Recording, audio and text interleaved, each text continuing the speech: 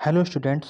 Preparation circle channel पर आप सभी का स्वागत है। आज हम एनसीईआरटी क्लास 10th इंग्लिश की poem fire and ice written by Robert Frost को पढ़ेंगे और इसको समझेंगे। पहले अगर हम थोड़ा सा कविता के बारे में समझें तो ये आग और बर्फ रॉबर्ट फ्रॉस्ट की 9 लाइन की एक छोटी सी कविता है। कवि इस कविता में 2 भविष्यवाणियों का वर्णन करता है कि दुनिया का अंत कैसे होगा। कुछ लोग कहते हैं कि ये आग में समाप्त हो जाएगा, आग के द्वारा नष्ट हो जाएगी ये दुनिया, जबकि कुछ अन्य लोग कहते हैं कि ये बर्फ में समाप्त हो जाएगी। कवि के अनुसार यहाँ आग का अर्थ है इच्छा, लालच या वासना। आप इनको जितना अधिक संतुष्ट करने की कोशिश करते हैं उतना ही वे बढ़ते हैं, इसका कोई अंत नहीं है। तो चलिए स्टार्ट करते हैं। Some say the world will end in fire, some say in ice. From what I have tasted of desire, I hold with those who favor fire. कुछ कहते हैं कि दुनिया आग में खत्म हो जाएगी, कुछ कहते हैं बर्फ में। मैंने जो चाहा है उससे मैं उन लोगों के साथ हूं जो आग के पक्षधर हैं। But if it had to perish twice, I think I know enough of hate to say that for destruction ice is also great and would suffice. लेकिन अगर इसे 2 बार नष्ट करना पड़ा, मुझे लगता है कि मैं नफरत के बारे में काफ़ी जानता हूँ। ये कहना कि बर्फ नष्ट करने के लिए भी ठीक है और पर्याप्त होगा। चलिए इसको एक बार और पढ़ते हैं। Some say the world will end in fire, some say in ice. From what I have tasted of desire, I hold with those who favor fire.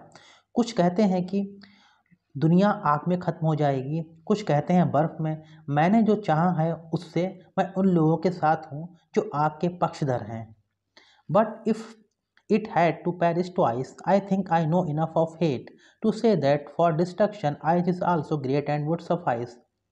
लेकिन अगर इसे 2 बार नष्ट करना पड़ा, मुझे लगता है कि मैं नफरत के बारे में काफ़ी जानता हूँ। ये कहना कि बर्फ नष्ट करने के लिए भी ठीक है और पर्याप्त होगा। इस कविता में कवि ने संसार के अंत के विषय में 2 अत्यंत प्रचलित विचार प्रस्तुत किए हैं। कवि लिखते हैं कि कुछ लोग कहते हैं कि इस दुनिया का अंत आग से होगा, वहीं कुछ लोग कहते हैं इस दुनिया का अंत बर्फ से होगा, बर्फ के कारण होगा। अब यहाँ पर आग और बर्फ 2 अलग अलग शब्द हैं। कवि ने इस कविता में आग की तुलना इच्छा से की है और बर्फ की तुलना नफरत से की है। कवि कहते हैं कि लेकिन मैंने जहाँ तक इच्छा का परीक्षण किया है उसके आधार पर मैं उन लोगों के साथ में हूँ जो आग इच्छा के पक्ष में है। फिर कवि कहते हैं कि लेकिन अगर ये 2 बार नष्ट हो तो मुझे लगता है कि मैं नफरत के बारे में काफ़ी जानता हूँ। ये कहना कि बर्फ इस संसार को नष्ट कर सकता है ये भी ठीक है और पर्याप्त होगा। अर्थात कि आग यानी इच्छा तो संसार को नष्ट कर ही सकता है, लेकिन बर्फ यानी नफरत भी संसार को नष्ट करने के लिए पर्याप्त है।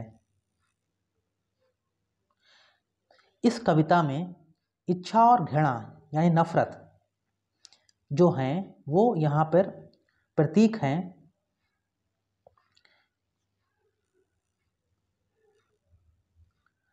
इस कविता में प्रयुक्त आग और बर्फ क्रमशः इच्छा और घृणा के रूपक हैं, मतलब ये उनको डिनोट कर रहा है, प्रतीक है। कवि का मानना है कि इच्छा और घृणा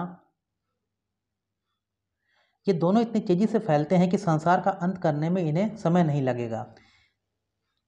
इसलिए तो कविता में इनको प्रदर्शित करने के लिए क्रमशः आग और बर्फ का प्रयोग किया गया है, क्योंकि ये भी इच्छा और नफरत की तरह बहुत तेजी से फैलते हैं। इच्छा किसी वस्तु की कमी को दर्शाता है और जब मनुष्य किसी वस्तु की कमी का अनुभव करने लगता है तो वह उसे पाने के लिए कोई ना कोई कदम अवश्य उठाता है। इसमें मनुष्य अच्छे कदम भी उठाता है और कई सारे गलत कदम भी, जैसे झूठ बोलना, चोरी करना, हिंसा करना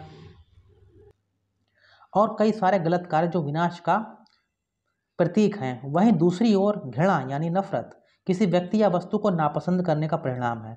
जब मनुष्य किसी को नापसंद करने लगता है तो उसको उस मनुष्य से घृणा हो जाती है, नफरत हो जाती है।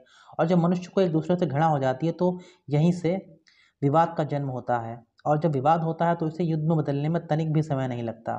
और इतिहास साक्षी है कि युद्ध मानव जाति को हमेशा विनाश की ओर ही लेकर गया है।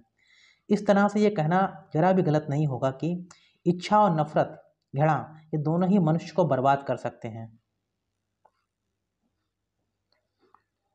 इसलिए यहाँ पर कवि कहते हैं कि दुनिया आग में खत्म हो जाएगी, जबकि कुछ लोग कहते हैं बर्फ में, और कवि कहते हैं मैंने जो चाहा है उसमें मैं उन लोगों के साथ हूँ जो आग के पक्षधर हैं कि आग के द्वारा दुनिया नष्ट होगी।